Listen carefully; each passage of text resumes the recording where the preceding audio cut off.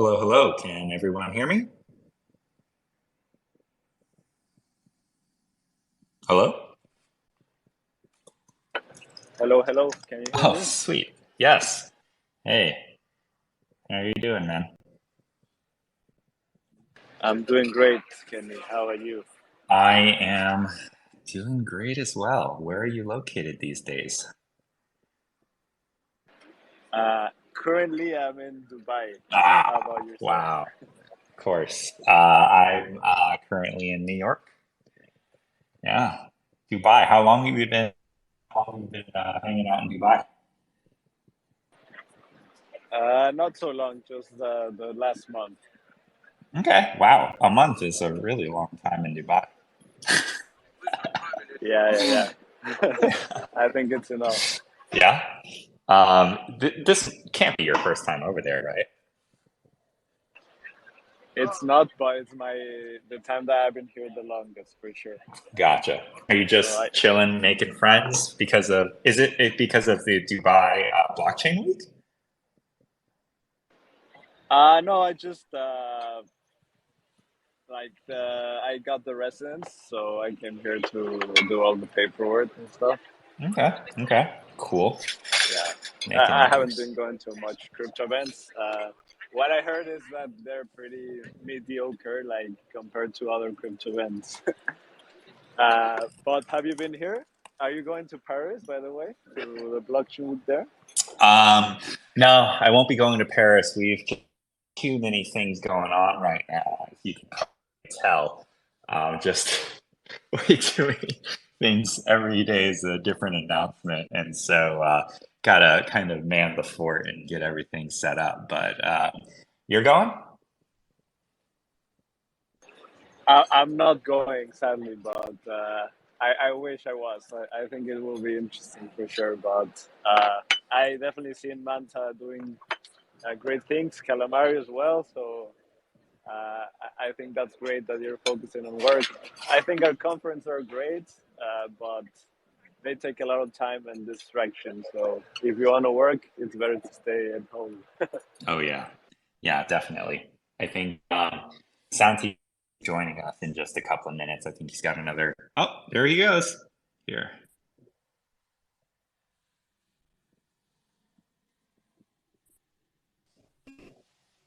Hey guys, Hey, Santi, how are you doing? I'm doing great. Sorry for being a few minutes late. Can you hear me okay?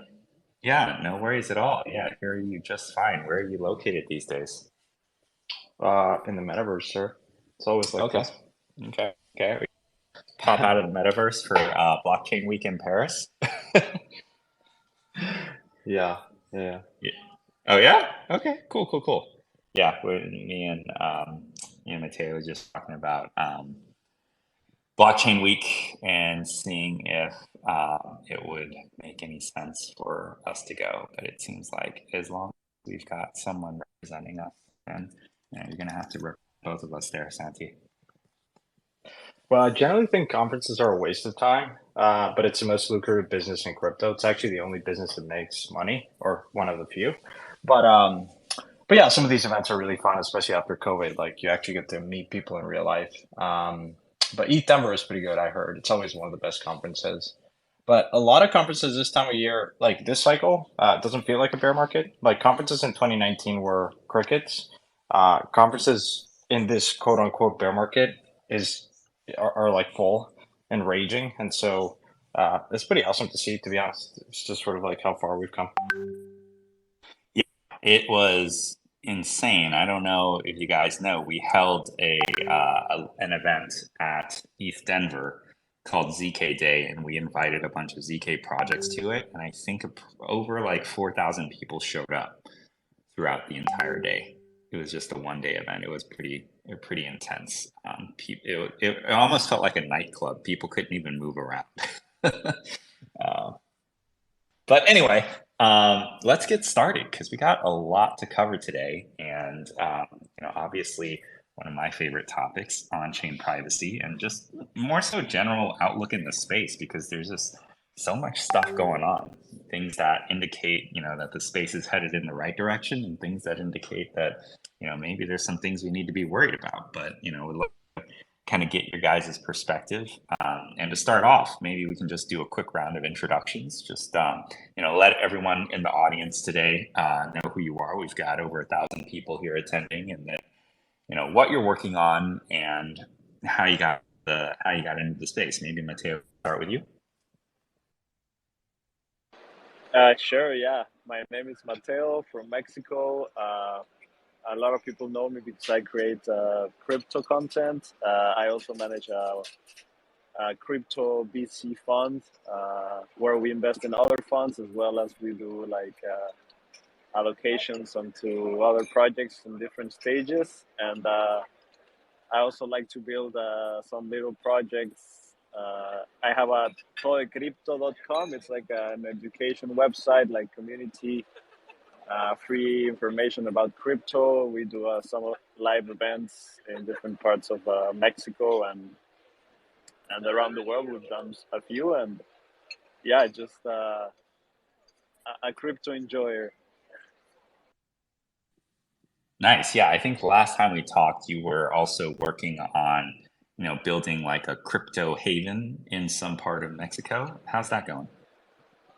Yeah. Well, I'm building like a surf shack community in a beach town in Mexico, and yeah, I built some NFTs that give you access to so many days per year when you hold this NFT. So uh, I would say it's about 80% done. So yeah, I hopefully as soon as it's done, maybe I'll do some type of crypto meetup where we all surf or something like this.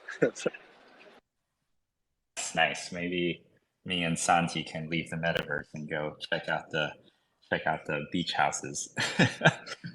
Santi, why don't you give a quick intro as well?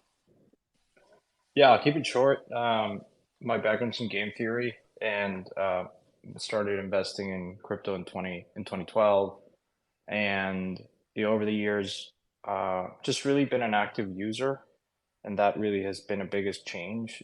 Initially you just send Bitcoin, and over the years, it's sort of been my primary focus is just using stuff, testing it, and then investing in things that are either working or things that need to be built but haven't been built. And so that's always been kind of my MO. And Now I just invest my own capital. It's usually super early stage stuff. So full disclosure, I'm an investor in Manta, and really investing thematically. I'm very open. These sort of things change pretty quickly, but historically it's been skewed towards gaming and a lot of infrastructure. And yeah, I guess before just running my own capital, I don't have outside investors, so I don't really care about necessarily, being really quick on.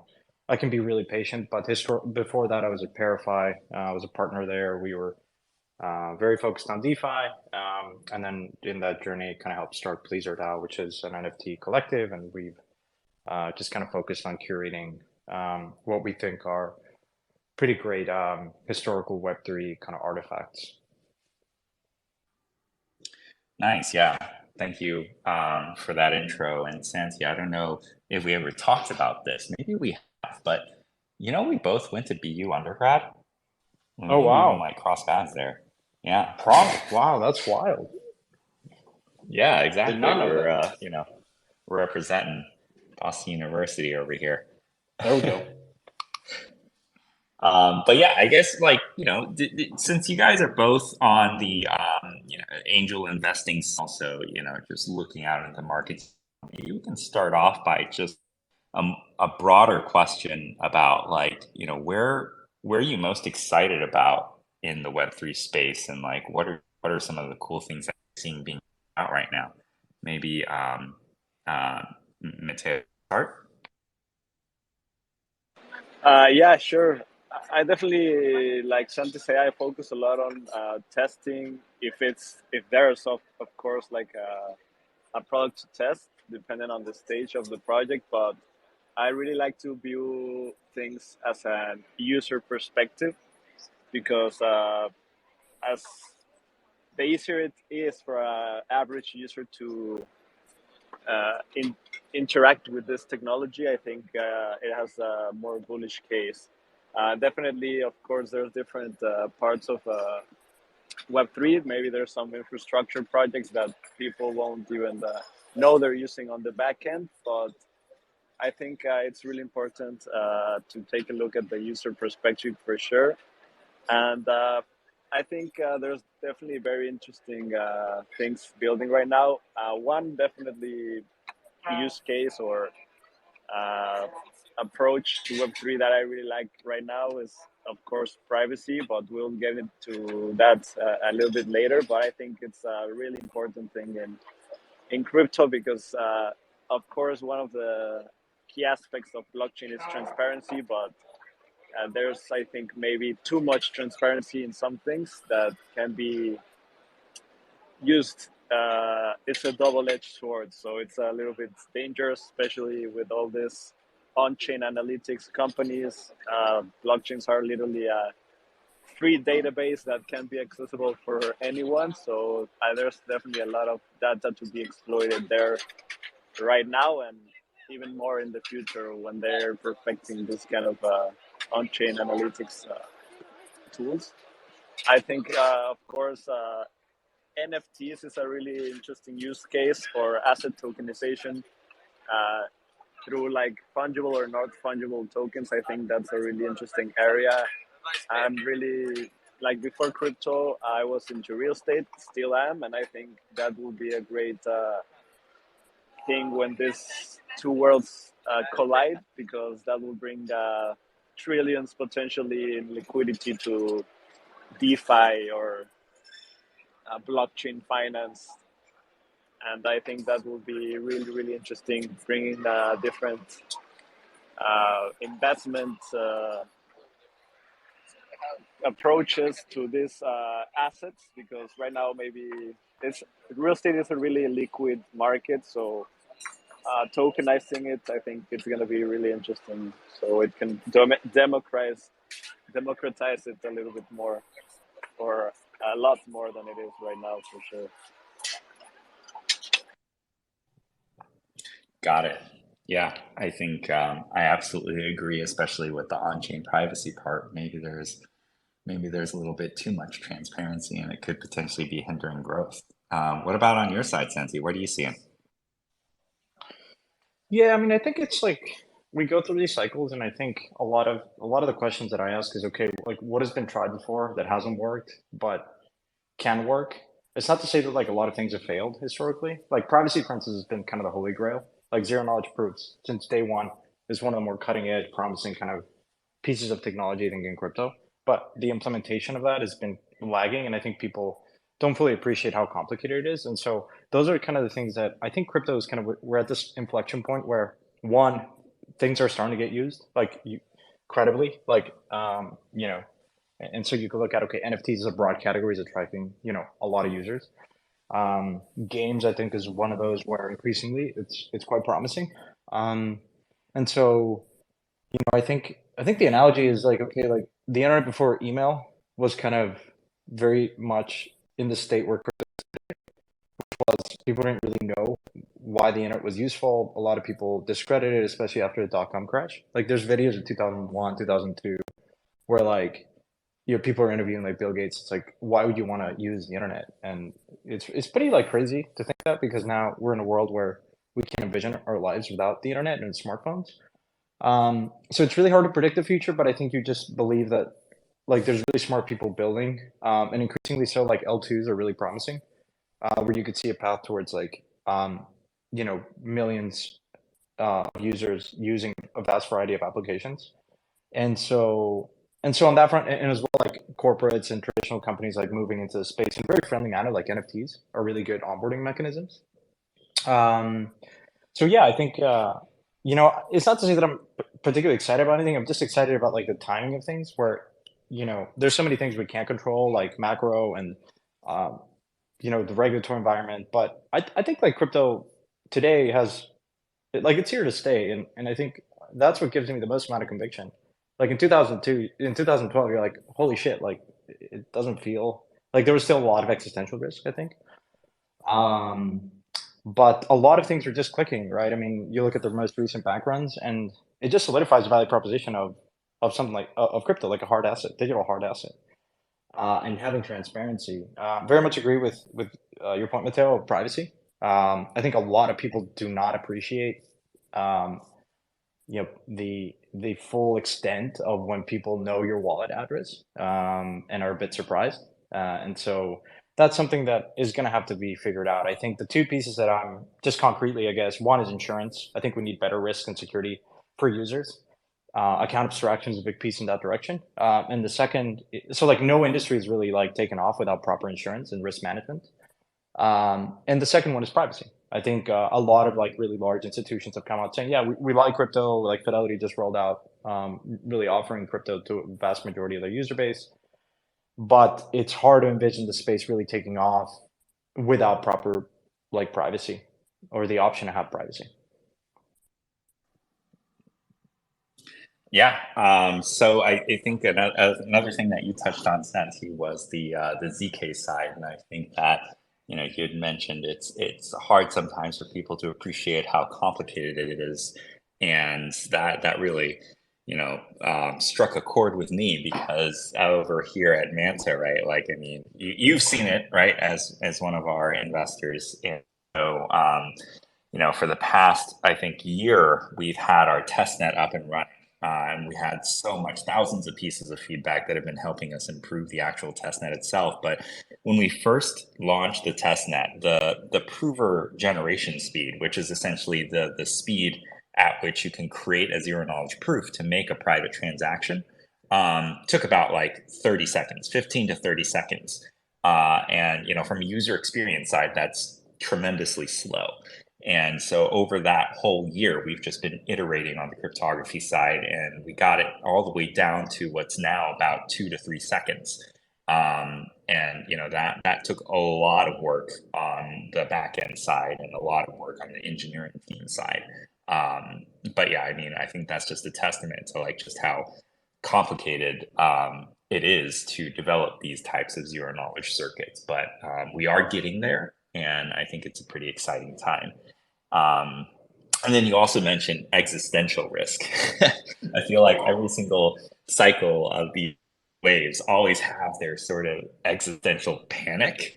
And, are we going through one right now with SVB and Silvergate and Signature Bank? And now maybe, I don't know if the First Republic stuff is related, but is this all a conspiracy, or how are you guys shaken by this at all? What are you seeing in the market? Is it really like something that we should be worried about? Maybe Santi, you can start.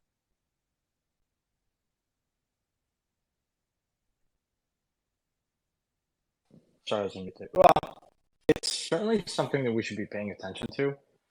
Look, I think things are never as bad or as good as the media portrays it to be. As always, nothing beats just doing independent analysis. But what I think is really encouraging, is this idea that people are waking up to, wait a minute, like what happens when I deposit money in my bank?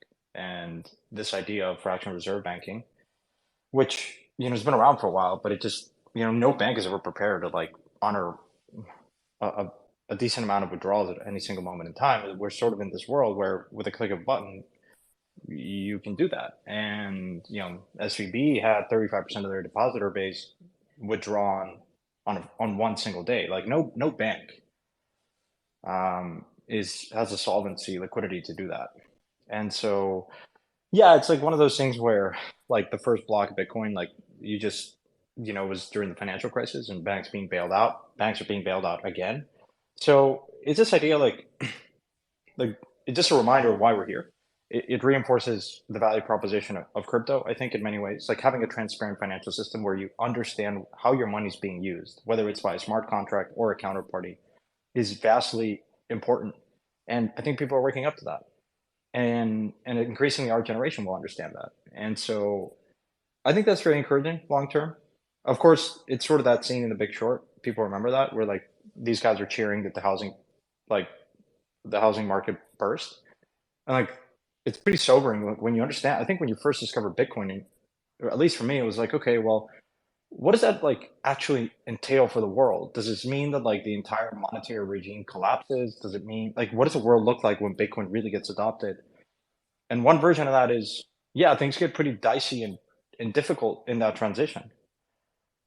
I don't think it's going to be as bad. I mean, there's another version where governments just migrate and adopt Bitcoin more and more as a hedge, as a alternative method, but doesn't replace the existing system. It just the existing system adapts. But yeah, I think I'm paying a lot of attention as to what's happening in that. I think the world is just going through these moments where there'll be increasing volatility.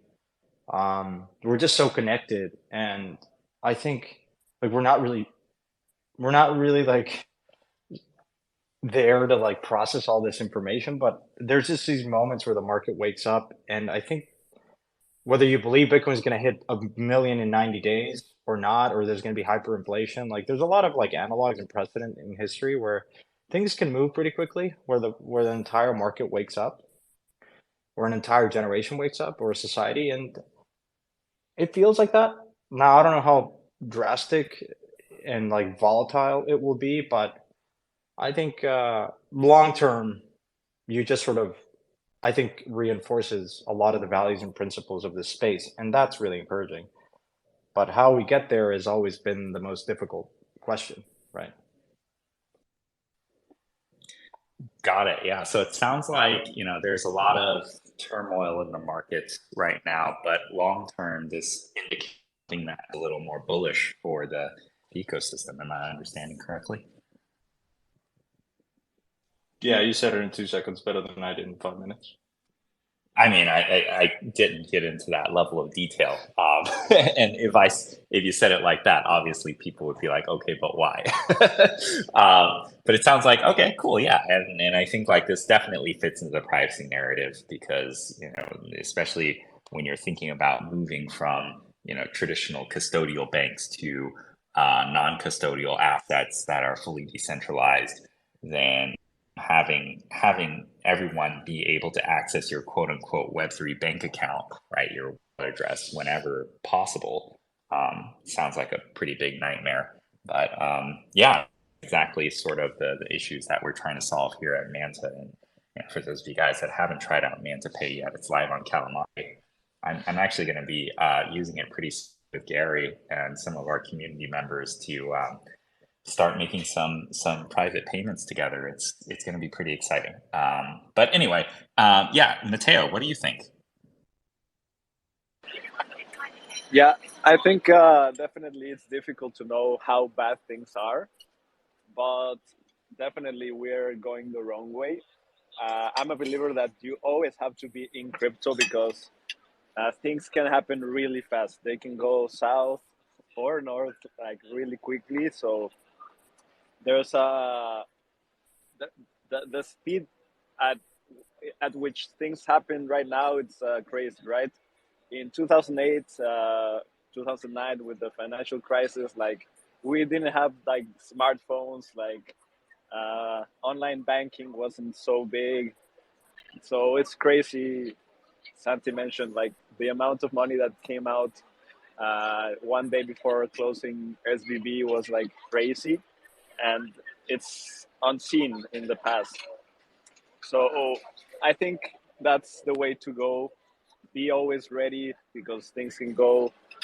Uh, they just need a catalyst, and things can happen really, really quickly. So it's difficult to exactly know what's happening. But one thing we know is that money printing it's infinite, and I believe Bitcoin and other cryptos are going to be adopted more and more and more.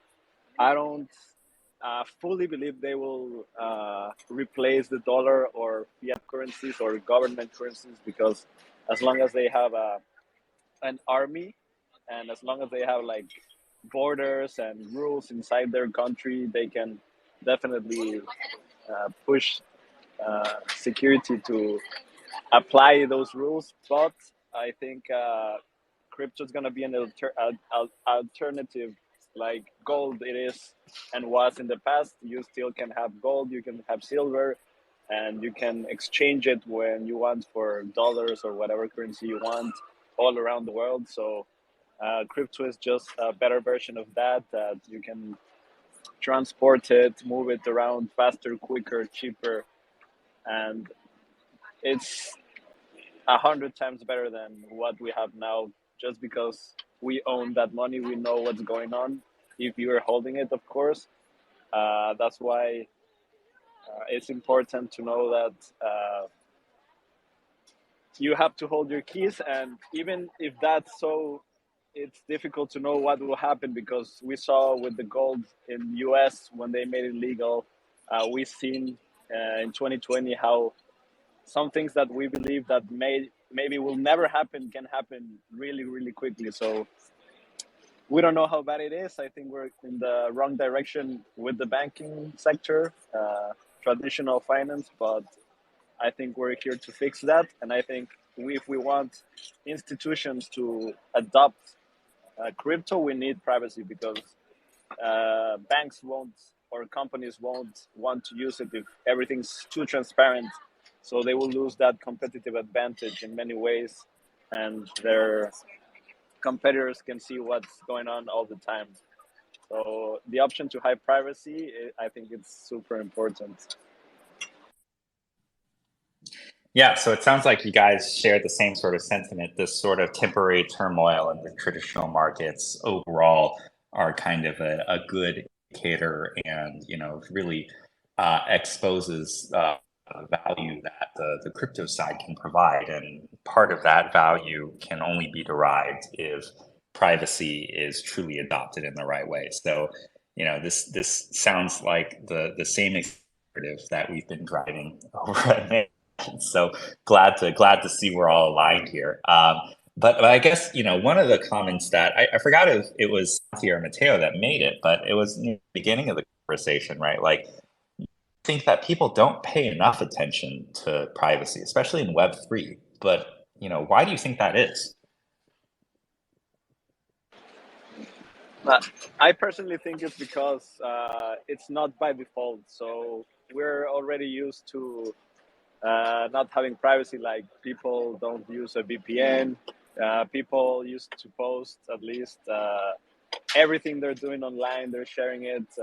Not many people have like private, I don't know, Instagram accounts. They don't care, right? They don't see the bad aspect until something wrong happens to them. Then that's when they start valuing privacy. That's why I think it should be the standard. It should be by default to have privacy, because uh, the bad actors can pinpoint people, innocent people, and can exploit this vulnerability of such transparency right now. And yeah, I think that the way that people think about privacy is that they don't think about it until something wrong happens, and then that's why they will choose to have more privacy after. Yeah, definitely. I feel that there's a lot of posts from my teenage years that I kind of regret doing, but luckily I could still delete those. But I guess with wallet addresses, it's a little different. What about you, Santi? Why do you think that people don't really care enough about privacy right now? Yeah, it's like flood insurance. You only buy it after your house gets flooded. And so yeah, it's a lot of people, when we use social media, we use some of these applications, they're free, right? But there's a good old adage in economics which says there's no such thing as a free lunch, right? And so I think people generally, have an understanding, increasingly so, that there's cookies and there's tracking, but it's not to say that like all ads are bad. Some ads are pretty relevant, and you just know that there's some tracking, and they may be useful in some instances. Um, but your point is a good one, which is the immutability of a blockchain is really interesting because you can't delete stuff, and I think that's perhaps the thing that people don't appreciate. And so yeah, I don't know. Like it's one of those things where I don't think that people ever value like privacy by default. It's just when there's an event that triggers a greater appreciation for it.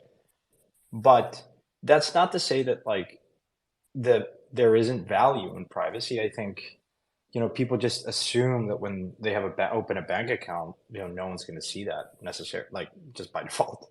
Their banker might, The regulators might, but not every single person.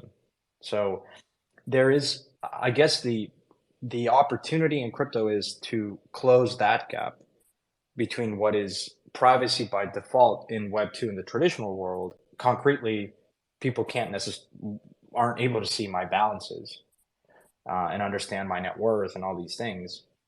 And so that is, I think, something that users will immediately appreciate, or just, I guess, like will be dissuaded to use crypto and move more assets on chain if they understand very quickly. Wait a minute, people know my wallet, and even though have some Bitcoin or Ethereum or whatever, pick your flavor of shitcoin on Fidelity, then people, like, if they have that and they deposit their wallet, like their address, people can understand the flows into that and say, oh, wait a minute, this person's worth X, and that's a huge security problem.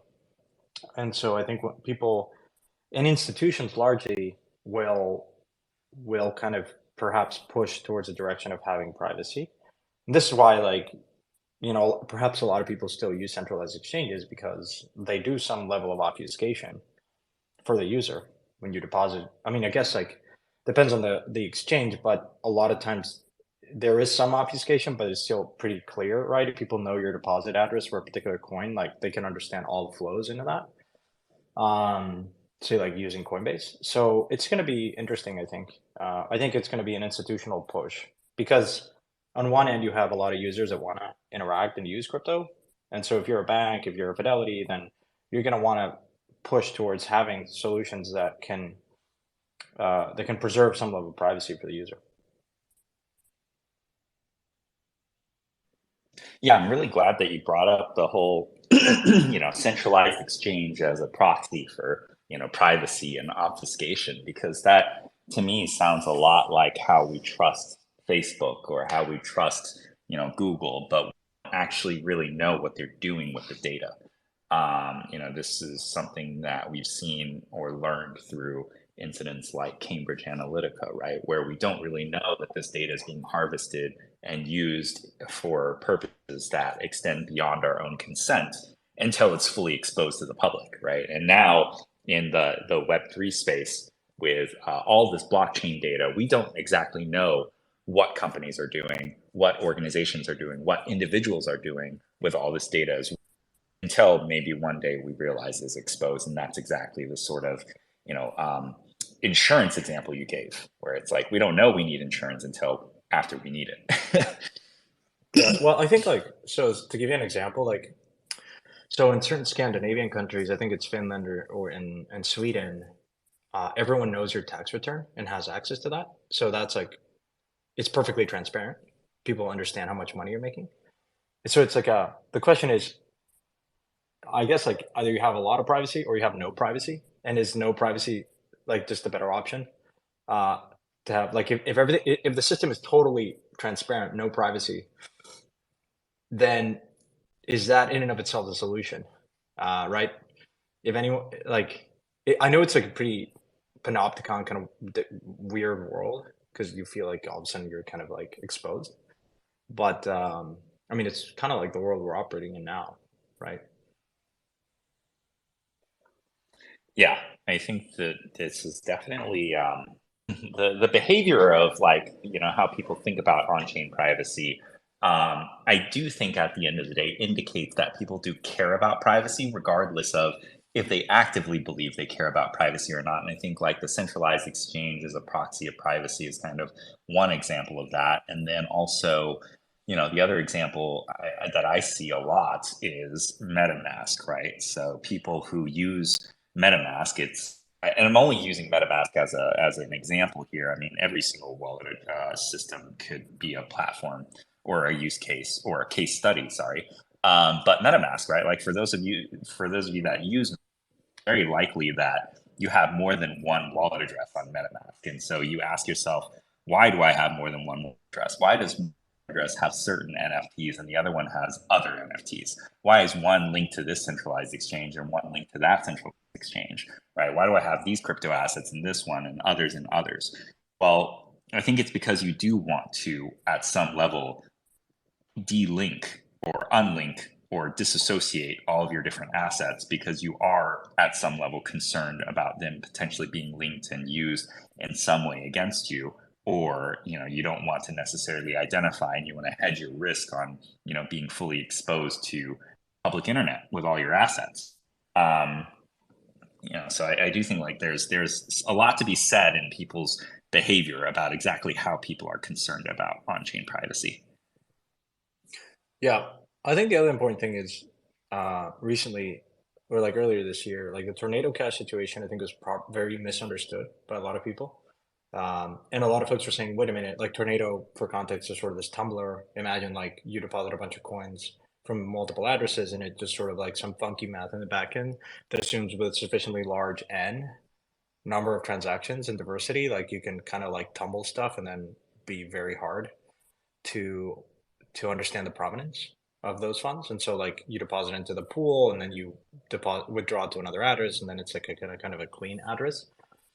And obviously the regulators shut it down or like, tried, you can't shut down a smart contract, but like they kind of made it, I guess, like anyone that interacted with it, like persona non grata. And I think that's where like it's not very well understood. So like we can have a world where we can have a lot of privacy and also be regulatory compliant because regulators really just care about one thing, which is being able to like do forensics and like prevent bad actors from doing stuff. And so in this case, like the Lazarus group, for instance, like was like this North Korean hacker group that like had used they hacked Ronin, which is a chain from Axie, and a bunch of other like projects. And so like essentially like they didn't like Tornado because they were using Tornado to like mix coins and then I guess launder the money. But like what people don't appreciate is like Tornado can give you a proof where you can show, say for instance, you use Tornado and then would you like deposit it in Coinbase. Coinbase is going to be like, wait a minute, this is coming from Tornado. Prove it that where these funds, like the provenance of that, and you could like create this proof, and Tornado will give you this proof of showing the full history and transaction record.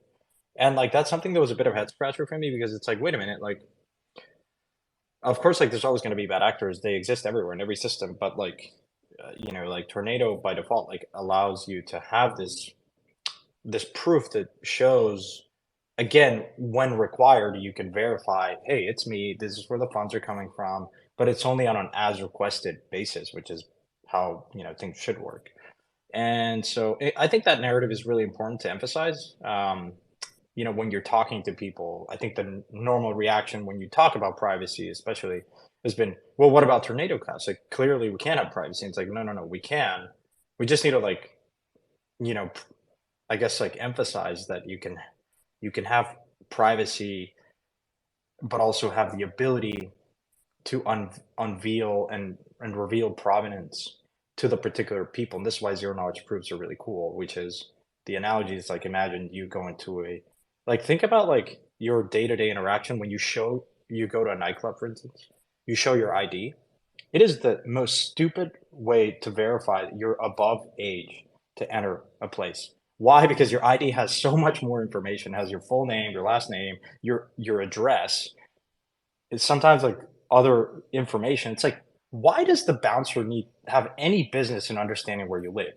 Like it's really stupid, but people don't realize that, right? Because why? It's all of a sudden you trust the bouncer, which is probably really sketch. Anyways, what I'm trying to say is that's the world where we live in, which is really crude way to verify information.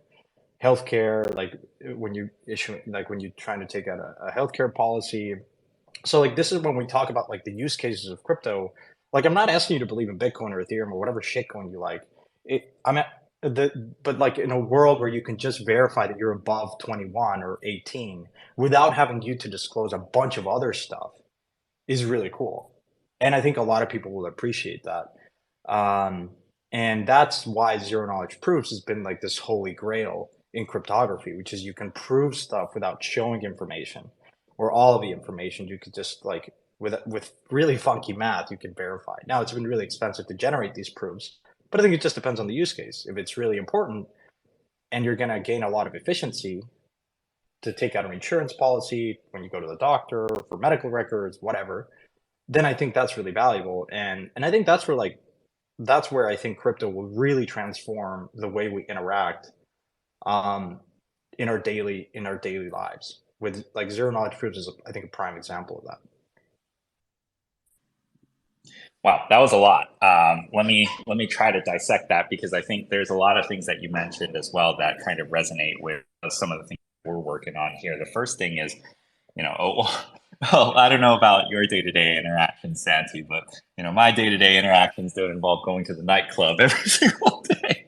but, um, No, but but like when it doesn't have to be the nightclub. It's like when you go to the airport, like the person in the counter doesn't need to like look at everything in your passport or everything in your ID. They just need to understand one thing. You know what I mean? Like they don't need to know exactly where you live. exactly. Yeah, exactly. I was just cracking a little joke there, but the idea of using your ID or aspects of your ID, not necessarily the whole thing, or just proving that at least you're over 21 without revealing your birth or address or your name or all that stuff, right? I think that's definitely very doable. And I like a bigger issue, not just with blockchain, but technology in general, which is, when we are in the space, what we realize is that there are a lot of things there. I mean, don't get me wrong, there are a lot of things that technology can't solve. But there are a lot of things that technology can solve, which apply directly to these types of outdated traditions and practices that we as normal every single day, right? And these are like things that we hand over our ID to a bouncer or the waiter to check our age and all that stuff, but you don't know what other information they're recording, and even like the when we call over the phone and they're just like, hey, okay, yeah, you purchased this, now give me your credit card number, right? Like I've always been kind of suspicious, but hey, I'm also guilty of giving people my credit card number over the phone. So like definitely a lot of weird outdated practices, but like there are things that, especially on the ZK side, on that innovation front, that do solve these problems, right? Like for example, I think so yesterday, right, we announced the MPO, which is private NFTs, private SBTs, and one of the things that we are building alongside that is a proof key, and the proof key itself verifies that you are claiming who you are, or you have certain assets that you claim to have, without revealing any information about those assets, and you don't need a wallet address linked to have that verification. I think like that's definitely something that can be used for people to verify identity without having to go through extra steps, extra hoops in order to do things such as adopting on-chain privacy. The other thing is like, Santi, you had mentioned on Tornado Cash, you can generate a proof, and that proof can demonstrate that your funds, for example, were not brought in from illicit activity or other things. And so like that's actually a very it's a very I guess like common sort of tool that a lot of ZK projects are using when they're focused on on-chain privacy, and we're doing that too with viewing keys, and so that provides that level of auditability with that level of privacy. So I think like at the end of the day, you're right. Like when people say, "Oh, I don't need on-chain privacy," or "Oh, on-chain privacy is bad because Tornado Cash." I think they're like missing the bigger picture here, which is like on-chain privacy doesn't mean bad stuff. On-chain privacy just means protecting and empowering the user, but it can go hand in hand with like compliance and regulation as well. Yeah, absolutely. Like in a world like blockchains are a regulator's dream because think about like the informal economy, the shadow economy where everything's transacted in cash. It's really hard to keep even like measuring GDP and economic output and activity in places like India is super hard. Whereas if everything is digital, and it will be, right? We're increasingly spending more of our time in a digital context. We have the right to privacy in the real world. We should have it in the digital world. There's also people that it's just this like this consumer preference where you just should have the ability to decide who and when can have access to your information. In the same manner that in places like the EU, when you're visiting a website, you get prompted, which is a really annoying pop-up of which cookie tracking and all that stuff. Now, what people haven't realized is NFTs are the perfect cookie because imagine you walk into a retailer and you scan a QR code, and then most people just have one wallet. Then all of a sudden, you go shop or whatever, you're like, oh, get a free NFT, and people will always get free shit. And so they'll scan the code, get it dropped an NFT to their wallet, and then that retailer has perfect information into, okay, this person has a Bored Ape, he's probably worth at least 100K. And that's really interesting and can see your entire activity. That's not really cool. Or at least you should have the knowledge that that's happening, right? And so, yeah, I mean, you sort of mentioned these on-chain analytic companies. They're pretty powerful.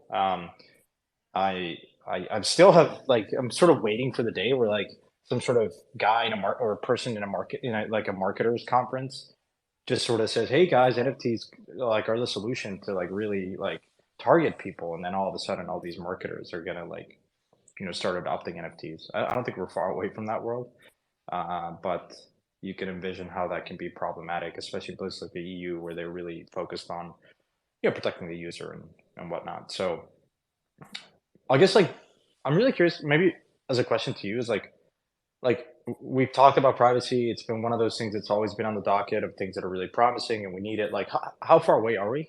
And like when are we going to see a world where we actually have privacy by default and not like because it's pretty hard to have privacy at the moment. So like, what's it going to take to get to that like dream state? And are we ever going to get into that dream state? Yeah, that's a really good question, and I mean, at the end of the day, I think that we didn't feel like we could get to that dream state as you described, and I think we wouldn't be here, right? We wouldn't be working on Manta Network. I think like there is a huge need to be addressed in the market for on-chain privacy, and at the end of the day, someone's got to do it, and I think at the end of the day, it's only a matter of time before someone does do it, and ideally it's us. I think a lot of the things that we're doing on our front, right? Like, especially for example, like the innovation on the cryptography side and zero knowledge proof generation side that I mentioned earlier, right? Like, really demonstrate that I think like we've got the right team to build that out. But what are the issues here? I think like the biggest issue is like you're fighting an uphill battle at the end of the day, right? Like you're fighting a battle against habit, against people who are coming from the Web2 space who don't really understand the importance of privacy, or they forego the notion of privacy, or they assume that privacy is by default already, and it's just not something that's already in their behavior. And so like a lot of the tools in what you see in like the first generation of on-chain privacy requires users to really take a lot of extra steps outside of their normal behavior in order to get that on-chain privacy. And so I think like that creates a lot of friction for most users, because most users are like, oh, I would love privacy, but I don't want privacy so bad that I have to like do all these extra steps, right? Like if privacy were natively on chain, then that would be a totally different story. But like for these first generation use cases, they definitely weren't. And I think like one of the things on the that is the responsibility of any sort of on-chain privacy project is how do you bring privacy to the user in the most unobtrusive way possible? Because that really dictates exactly how it's going to be adopted. When you can remove or eliminate the financial barrier, right? Because right now what we see is like ZK contracts or the ZK smart contracts, right? They have huge financial barriers when you're looking at like the Ethereum L1 space. I mean, even with Tornado Cash, these types of proof generations were costing 50 to upwards of like $200 per in gas fees, right? And so there's a financial barrier to keeping people from using those tools. The second one is the access barrier. And I think like as we continue to reduce or eliminate these types of barriers, then we're going to see much more market adoption. And at the end of the day, it's all about how do we bring privacy to the user? And I think it has to happen in the background. And that's exactly what we're trying to do with like our APIs and SDKs, actually encouraging a lot of like Web2 developers who are building mobile applications, who are building desktop applications, to actually use Manta's API and SDK. And in conjunction with our proof keys, right, their users don't even have to have wallet addresses to verify certain aspects of their on-chain identity. And that's abstracting away all the complexity of privacy, all the complexity of blockchain, and really focusing on the user. And I think like that's the way that we drive adoption. But yeah, anyway, so I mean, I could go on all day about this, but like we've been talking a lot about the regulatory side and the compliance side and how governments view it, and just like our general sort of concerns about privacy. And Matteo, I noticed that your profile picture is actually hexagonal shaped, which is different from the rest of us, which are circular shaped, which means that you have linked your wallet to Twitter, and now Twitter understands exactly what your wallet address is. Uh, So from a privacy perspective, how do you feel about where we're headed in the next like 5 years, and how do you think like on-chain privacy is going to be shaping that the outcome of Web3 in the next 5 years?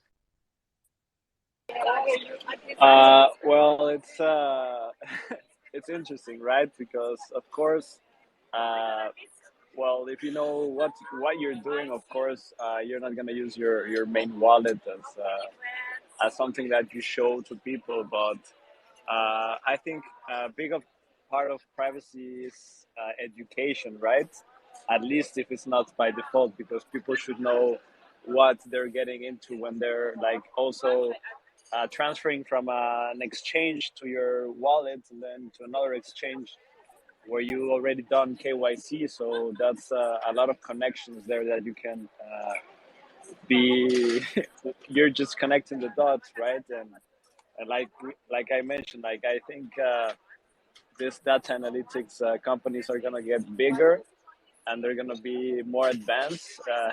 Like plus AI, I think it's gonna be like getting crazier. So I think the future of privacy will continue, and I think there's going to be more adoption. And I really like this approach, like you mentioned, both of you. I think it's really important to have this optionality. Well, there's different levels of privacy, right? There's like privacy from this very beginning, like Monero or something, or there's privacy that you can add on top. Uh, so there's different levels, and it's important to understand this difference because uh, the adding privacy later, it's not the same as having privacy by default. And I think it's important to add privacy later, and but it's more for different functions. Like I mentioned before, one of the things that I think it's most important for privacy.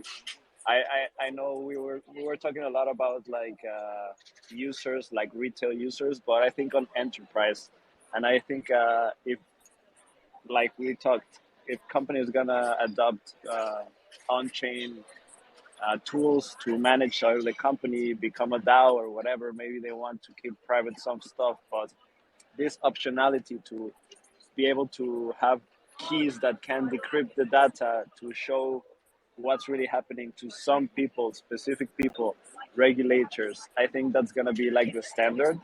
I think it's gonna be a hard road to privacy because of governments or regulations that we've been hearing and hearing that they're coming, and I think eventually they will come. And we saw with Tornado Cash, they don't like it because they don't understand it. But at some point, I think they will understand that there could be privacy, but some regulated privacy where only some actors can actually see everything what's going on behind.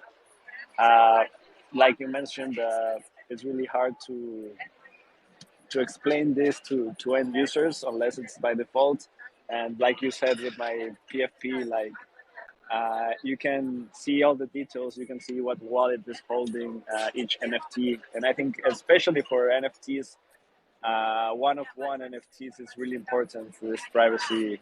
I think maybe NFTs is one of the most important uh, places there because even if you don't have this plugged into your Twitter or whatever, if people can just see your NFT, they can go and to OpenSea and choose. Okay, uh, NFTs with this background, with this jacket, with these glasses, and they can uh, find your NFT and they can find your wallet even if you don't connect it. So I think it's gonna be interesting to see the development, but I think there's gonna be some kind of a point in between, like full privacy and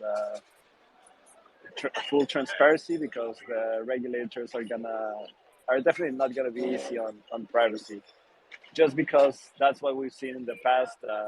Maybe one of 100 people do something bad with privacy, but regulators will then prohibit privacy for the 100 people just because one did something wrong. So let's see where it evolves, but I think it's going to be a hard road. Yeah, I think the we've got to wrap up here because we're at the top of the hour. We didn't even get to go through all the questions. I think the conversation was really interesting, and one thing you mentioned, Matteo, about privacy, right? Like, and I think like that's something that could be a key takeaway for everyone is, with on-chain privacy, right? Like now is definitely the best time to adopt on-chain privacy, and later is the second best time.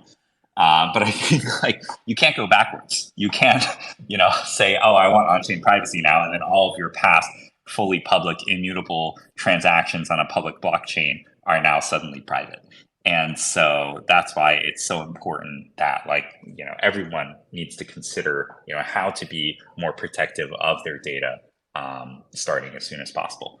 But with that being said, just wanted to end the conversation here with asking if you guys had any last words or any sort of announcements or anything that you want to tell the community about.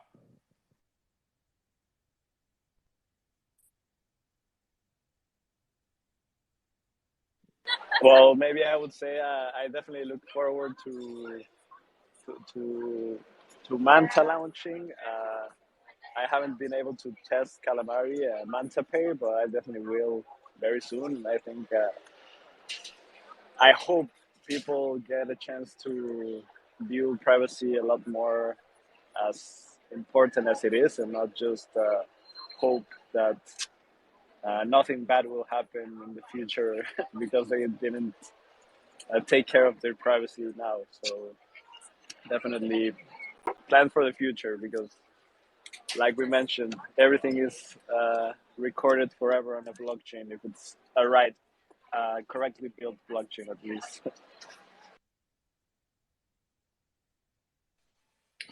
Yeah, I would just want to say that like it's really incumbent upon builders and a few to make privacy by default. And the prime example of that Zcash before the sapling, like where transactions were not shielded by default, very few transactions were shielded, and that was problematic. And it's really just that should always be the operating assumption. People are lazy, people value convenience over security, and it's really upon a few that it's just as you said, like we just need to build stuff that is on parity with the non like the easy way, right? And make privacy embedded in those easy kind of solutions that we abstract away all the complexity for users where the default is you have privacy but it doesn't compromise your user experience. And if we can get to that like asymptotic state where it's like very close or just on parity, I think that's what we should be striving for. And Montes is a piece of that equation. There's other projects out there that I don't think there's like one solution to fit them all.